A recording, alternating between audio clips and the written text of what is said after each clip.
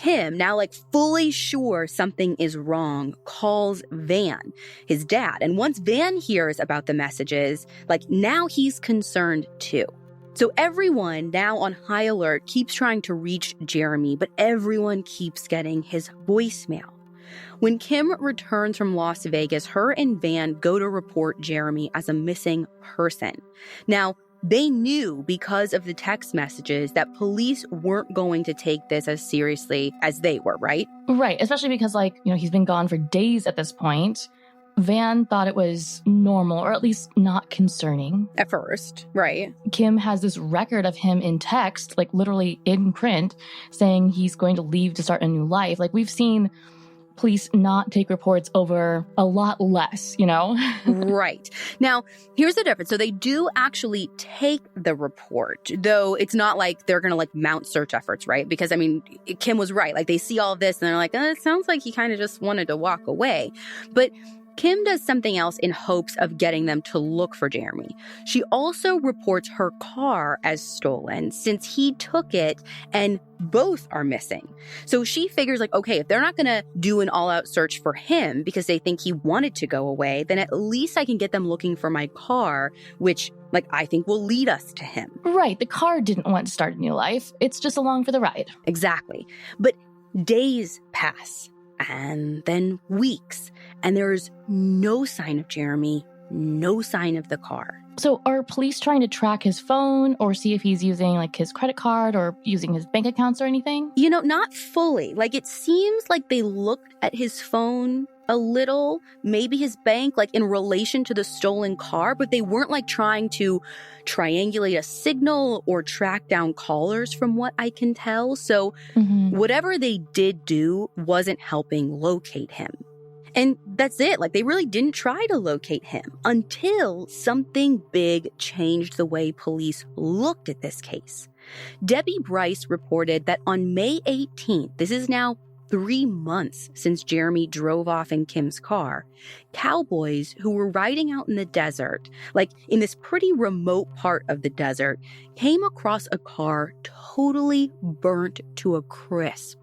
They reported it to police, and though there was nothing inside that identified it and no license plate, police were able to run the VIN and see that the car was reported stolen 3 months before by Kim.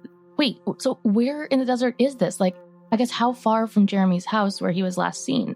I don't have the exact coordinates of where it was found, but when I Googled Jeramy's street and I mapped out to the county where this car was said to have been found in, it's a 2-hour drive south. So this car has probably been there for a while then. Right. Yeah, it's not we're finding on the other side of the country and we're thinking, Jeramy potentially could have driven in. We're 2 hours from the place that he was last seen. Right.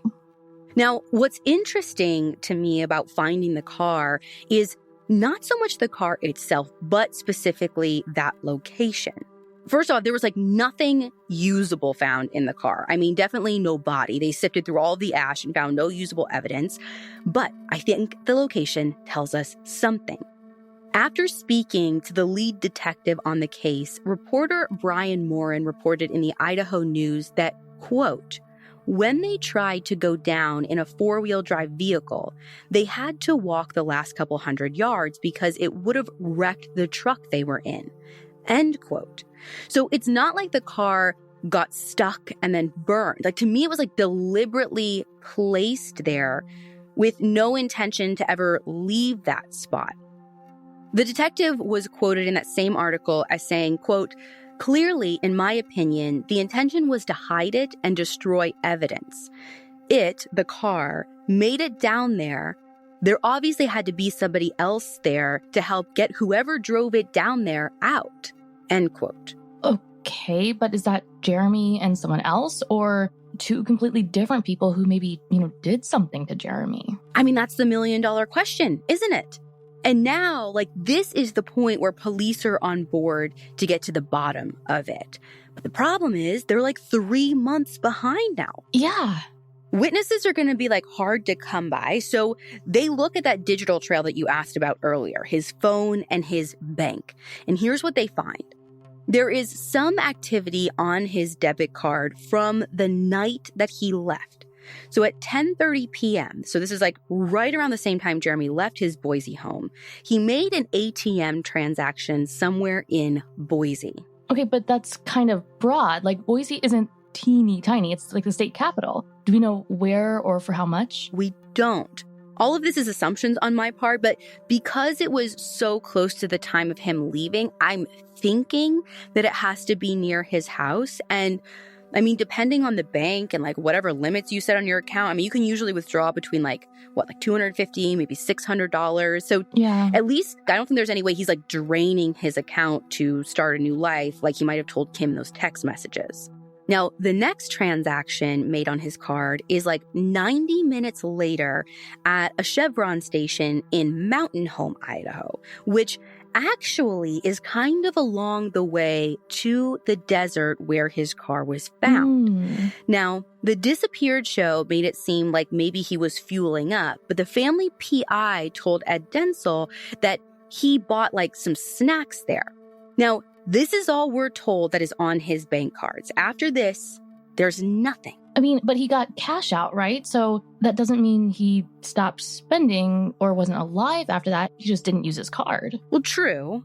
But here is what is interesting that people often point out about this timeline. Like, money aside, he leaves home and stops at the ATM about 10:30. And then this convenience store, like I said, the transaction's 90 minutes later. So you're looking around like midnight. But when you map Jeramy Street to the city of Mountain Home, where that Chevron station is, it's about a 41-minute drive. Now, granted, I don't have the exact addresses, so you can add some time on both ends, even add a couple minutes to stop at the ATM, but that doesn't double the time. Like, where was he? And bigger question, who was he with? Well, I mean, wasn't this whole thing about him going out to see his friend and talk about his new bow and hunting? Like, that's at least what he told his dad. Did anyone, ever try to talk to this friend at any point? So I actually had a ton of questions around his friend, so this guy named Greg. But what's out there is pretty limited, and it seems pretty limited because police, I think, ruled out pretty quickly any notion of Jeramy actually making it to this guy's house. So apparently Jeramy did try to call him at some point in the night, but Greg didn't answer. And, when I hear people talk about it, they say they called him in the middle of the night. So I don't know if that's, what is the middle of the night? Is that 10:30? Is it actually midnight? Is it 3 o'clock in the morning? I have no idea. I just know at some point he called Greg. Greg didn't answer. And then that's it. He couldn't get a hold of him the next day. So Jeramy and Greg didn't actually have solid plans to meet up that night. It doesn't seem like it, but that doesn't mean that Jeramy wasn't actually planning on stopping by, right? Again, this is why I would want to hear more from Greg. I'd love to hear a more in-depth interview from him. Again, exactly what time was this call? Was it normal for him to just drop by without notice? Was it normal for him to come by so late? But I don't have those answers. I just know that they never met up. So the question becomes, if they didn't meet up, where did Jeramy go that night? Okay, but what about the cell phone? Can't they get those records to fill in the pieces of Jeramy's night? Maybe they could have, but here's the issue. For years, people have been reporting on the last calls made from Jeramy's phone, which actually the calls continued after the bank activity stopped. His cell phone was active until February 14th. Oh, wow. We don't have a detailed call list. I think the most the police have ever said publicly is what they said on Disappeared, which was that 36 calls were made, and most of them were to his own voicemail. And other calls not made to his voicemail were pretty short, 1 minute, which made them think that maybe he was calling, but not getting an answer on the other line. Okay, but who else would he be calling? Well, they've never said, but the family PI said that a lot of those calls were made to what they believe are burner phones. But here's the thing. There is one call that sticks out to everybody across the board. On the 13th, there is this 6 to 7 minute call to a payphone in Mountain Home. Which, isn't that the same place where he stopped at a gas station? Bingo. But again, I don't know what that means, because if the bank transaction was the day he went missing on the 11th, maybe technically 12th, and this call's on the 13th, what is he just hanging out in Mountain Home? But to get back to the issues with these records, so they aren't as detailed as everyone even assumed. So I think everyone was under the impression that, listen, if they're pulling these records, they're also probably tracking the location data of the phone, trying to figure out, Right. where, again, where's it pinging? Is he sitting in this Chevron station for like 2 days doing nothing? But the PI, Marky Davis, said that everyone learned in 2014, that is 7 years after Jeramy went missing, that the location data was never pulled. And by then, it was too late to actually do it. Right. So the cell records just seem to add more questions than answers. And with nothing else to go on, police start to take a closer look at Jeramy's life. And they start asking the important question. If Jeramy didn't want to walk away on his own, who would have the motive to want him gone? And the answer just gets even more complicated.